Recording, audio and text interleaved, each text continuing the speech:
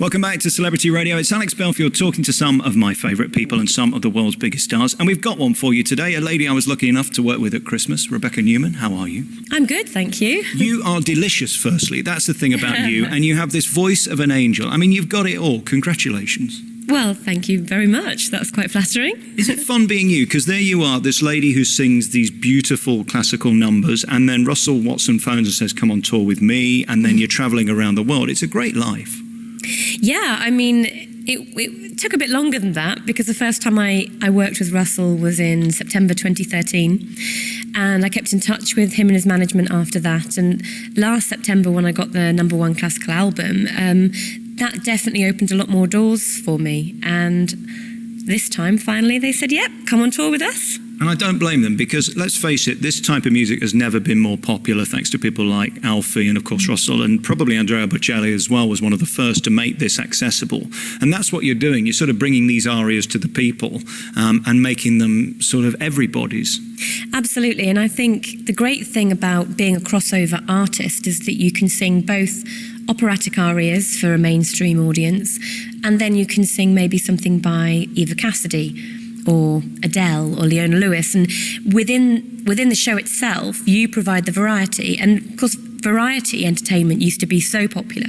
You'd have a musician, you'd have a singer, you'd have an opera singer, you'd have a dancer, and within one show, if you can swap between different styles, it stops people feeling like they have to only listen to opera all night or going to see a pop singer. They get the best of both worlds, and rather than trying to necessarily cross over within one song, I think it's about trying to have a program which goes between different genres, and people seem to really take well to that. And what's amazing, when you stand in front of that orchestra, you come into your own. I can't imagine there's any better feeling for someone like you to hear that live strings and the live atmosphere, and of course the crowd who hopefully are going to applaud at the end. Absolutely, and there's an energy you get with live musicians that of course you don't get with just maybe even one musician, or if you've got pre-recorded backing music.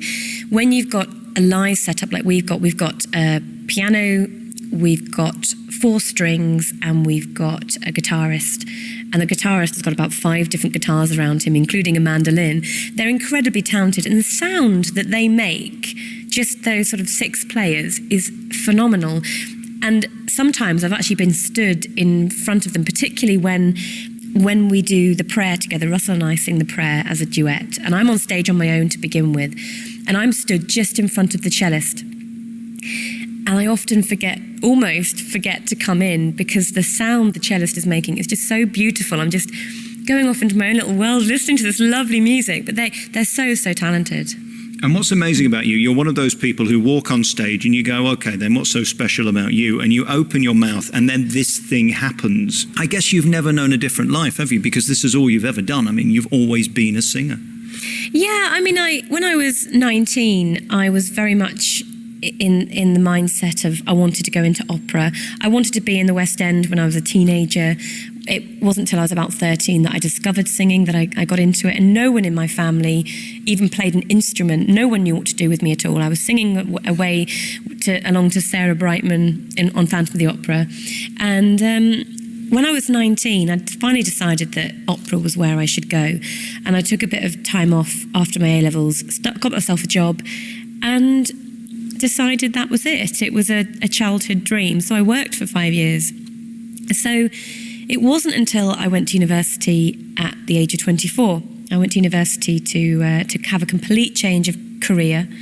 I actually wanted to go into international development and poverty reduction. I wanted to do something that I felt there was a human element at the end of it, because just making shareholders rich, not seeing the fruits of your labours, I wasn't happy.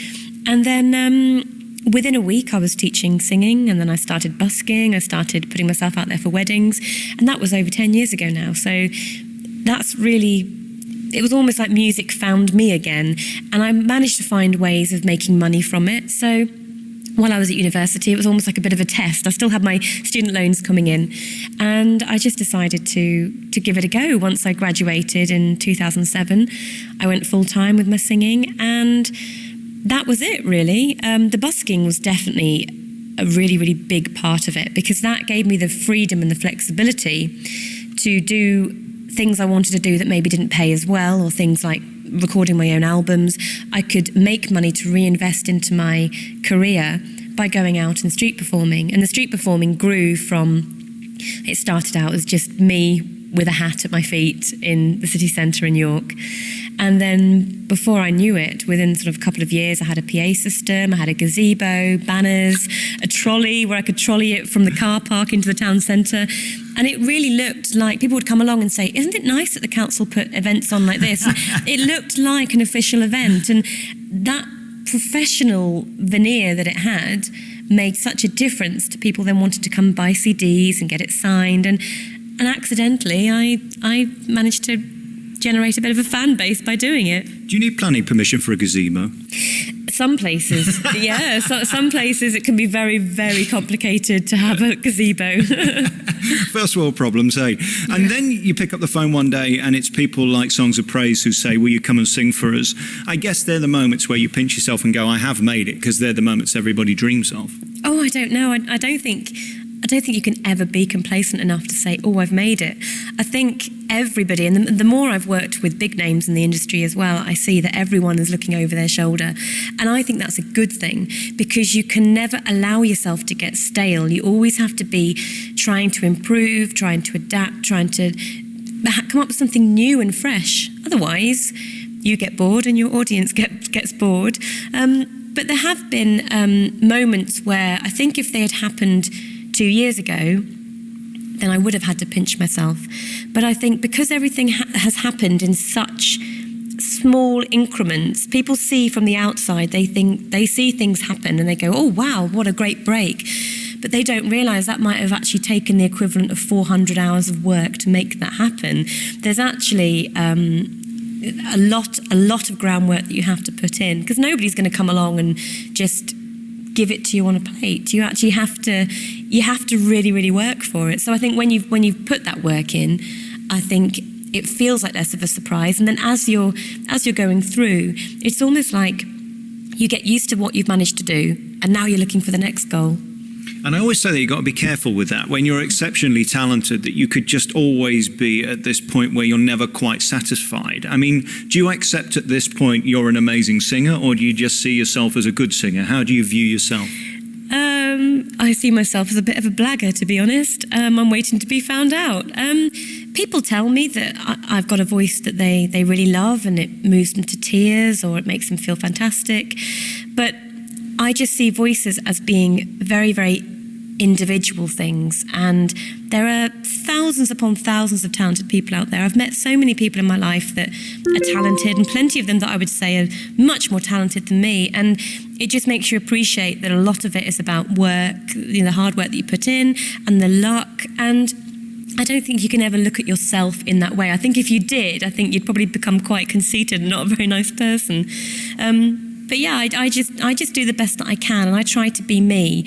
There were many years when I tried to be the next whatever, or trying to be like people in the industry that were doing a similar kind of thing, and it made me unhappy because it wasn't me. So I like who I am now, and I have amazing fans around me, people that really, really get me as a person as well as just as an artist, and that's kind of where I want to be, especially with the songwriting. I can put more of myself out there than just singing songs that other people have written. And again, I think the more talented you are, the more disciplined you have to be. And then I wonder your schedule. I mean, you're wasting your time talking to me right now. This is putting a strain on your voice. Should you really be quiet at this point an hour before you go on stage?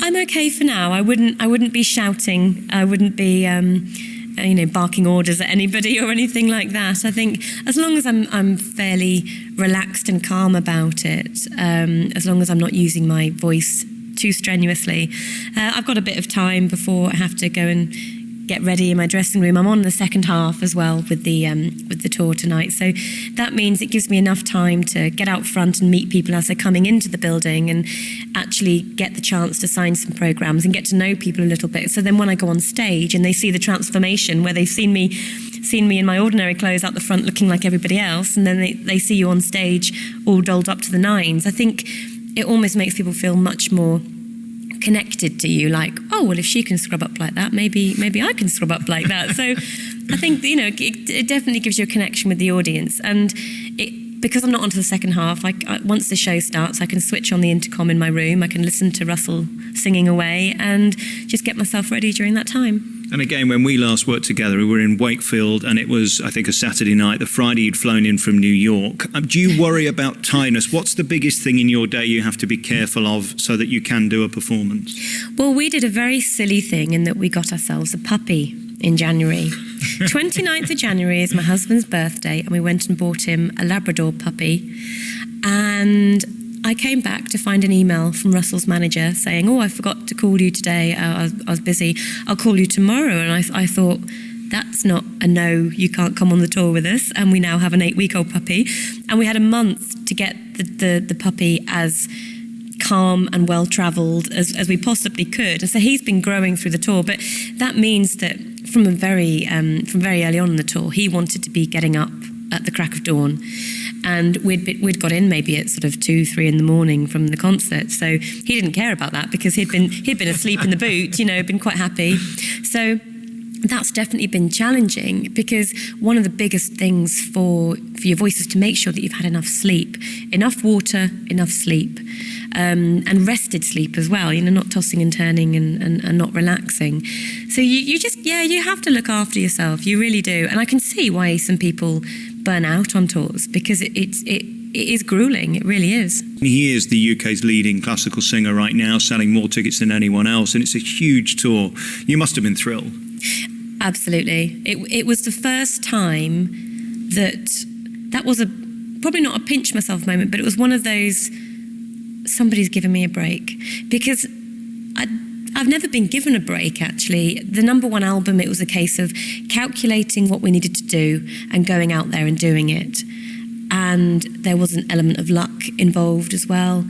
But other than that, the money for the album was raised through my fan base. It wasn't like I got signed to a label or signed to an agent or a manager. So no one had really ever given me a break before. So this is the first time I've ever felt like somebody's gone, here you are, this is a break for you. So amazing. You've mentioned the word luck a couple of times in this interview. I don't believe in it. I think if you've got talent, you'll succeed. I'm not sure luck will get you very far. It might get you the first one, but it'll sack you after the first show. That won't get you through the tour, will it? You've got to have that fundamental talent, which you have in buckets. What do you do next then? Because, this comes to an end shortly, and then I suppose the next year is even more exciting, is the momentum from the back of this.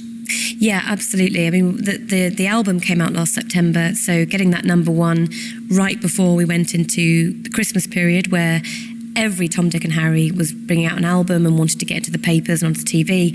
So we sort of backed off a little bit. I had my first Songs of Praise performance and looked at where we were going to go next. And then January, we obviously announced about the Russell Tour. So that gave us a little bit of time to go out, get in front of people that maybe hadn't heard of me before, get some new fans. And in July, I've got a few headline dates of my own. And then we've got a big Christmas community project planned, which that won't be unveiled for a little while yet. And I have to be very careful what I say about it, because it's an idea that I'm really, really excited about. I've just become patron of a charity in the West Midlands called Socks and Chocks. And we're looking to sort of help that raise its profile nationally. And the event that we're doing, the project that we're doing, will incorporate the whole of the UK, and it really puts people at the centre of what I'm going to be doing. So that takes us up to Christmas, and then next spring I'll be releasing my next album and going on a UK tour. So that will all be very, very exciting. You're brilliantly talented, and I wish you all the best. It's great to talk to you. If they want to find out more, your website? Website is RebeccaNewman.co.uk. I've also got a Facebook page, which is just Rebecca Newman Soprano. But I've also got a Facebook group, and actually the group, because it's more of a discussion space, we have all the gossip goes in there first, and people help me come up with ideas for what colour dress I should wear, where I should go on concerts, what songs I should sing. And that's just facebook.com/groups/Rebecca Newman. And you can search for it on Facebook and find it. Rebecca, great to talk to you. Thank you so much, and good luck tonight. Looking forward to seeing the show, and a great future ahead. You're phenomenally talented. Congratulations. Thank you for having me.